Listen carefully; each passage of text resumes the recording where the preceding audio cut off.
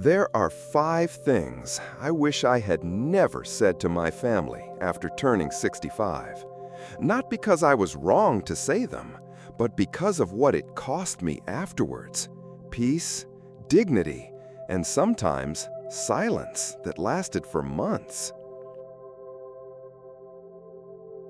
If I could go back, I'd hold some of those words close to my chest, like a letter you never send. Because sometimes keeping a secret isn't about hiding, it's about protecting your peace. I really regret saying this one thing. In this video, you'll discover the truth about emotional regrets in old age, family boundaries no one warned you about, and the 5 personal secrets that could make the difference between lifelong peace and years of quiet pain. So, are these things really too dangerous to share with the people closest to us? Or are they exactly what we need to hold on to reclaim a peaceful life after 65? Let's begin. Number 1, your fears about running out of money. It's natural to want to be honest, especially with your children. But opening up too much about financial anxieties after 65, especially when there's no clear solution, can plant seeds of burden and guilt. According to a 2023 Pew Research study, over 60% of adult children feel pressure to support aging parents even when the parents never ask them to. Just the knowledge of your fears can quietly shift the emotional balance. Instead, focus on creating a plan with a financial advisor, or write it down for yourself first, like a quiet conversation between you and your own wisdom. I remember George, a retired teacher from Michigan. One night at dinner, he told his son, "I'm scared I'll outlive my savings." His son moved back in, not because he had to, but because he felt he had no choice.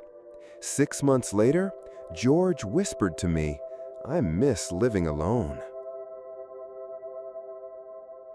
But fear isn't the only heavy secret. Number 2, the big mistakes from your past. Whether it was a broken marriage, a failed business, or a moment you still replay in your head at night, sharing these regrets in full, unfiltered form with your children can sometimes shift how they see you, and not always in the way you hoped.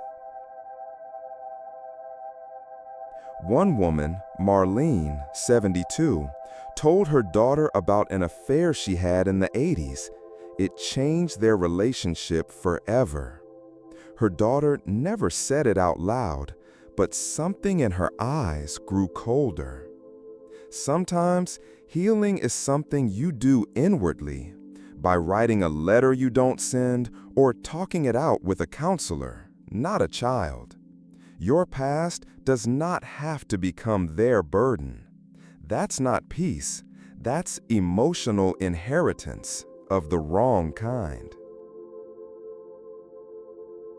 Now, what if the danger isn't from what you say, but what they do with what you share? Number 3, never share how much you're willing to tolerate, especially when it comes to being ignored, spoken over, or dismissed. Because here's the hard truth: the boundaries you don't defend disappear.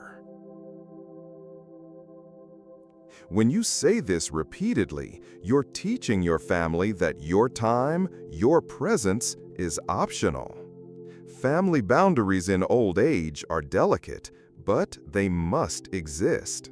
Set clear expectations, speak up when you feel sidelined, and, most importantly, don't normalize emotional neglect. Eleanor, 78, would wait 3 days to hear back from her daughter's texts. Then, one day, she stopped replying for a week. Guess what happened? Her daughter called, apologized, cried. Boundaries are love with a backbone. The next one is something many don't realize until it's too late. Number 4. The full extent of your medical fears. Yes, it's vital to keep your family informed, but there's a difference between awareness and overwhelm. According to the Mayo Clinic, older adults who catastrophize health updates can unintentionally create panic or emotional withdrawal in their loved ones, especially adult children juggling caregiving and raising families. Instead, focus on major updates. Share what's actionable. Use a journal for your daily concerns, not your family chat thread. Robert, 80, would text his daughter about every headache, bruise, skipped heartbeat. Eventually, she stopped replying, not out of cruelty, but overload. And the last one might be the hardest of all. Number 5. Your resentment toward other family members. It's tempting to vent about a sibling who never calls, a son-in-law who disrespects you, or a grandchild who forgets your birthday. But when you share this with your closest family, it creates invisible tension. Loyalties get tested, and sometimes hearts are quietly divided.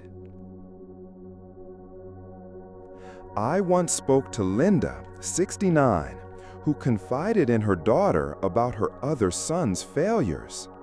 The next Christmas, the son didn't come. A peaceful life after 65 is often about learning when silence is strength, not secrecy, but serenity. Not every truth needs to be spoken aloud to be healed.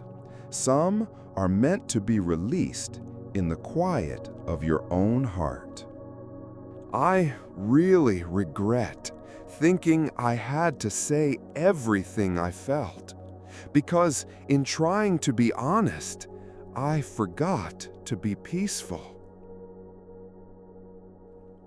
Now I know that peace often comes from what you choose not to say, that not every wound needs a witness to heal, and that sometimes the greatest love you can give is space.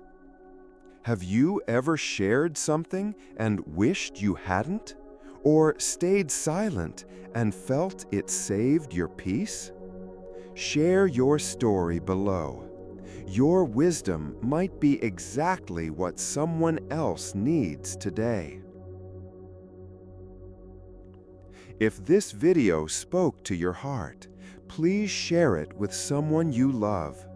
Help others protect their peace, their silence, their wisdom. And don't forget to watch our next video, 7 Emotional Habits That Quietly Steal Your Happiness After 60. Together, let's build a life of gentle strength, graceful silence, and unshakable peace.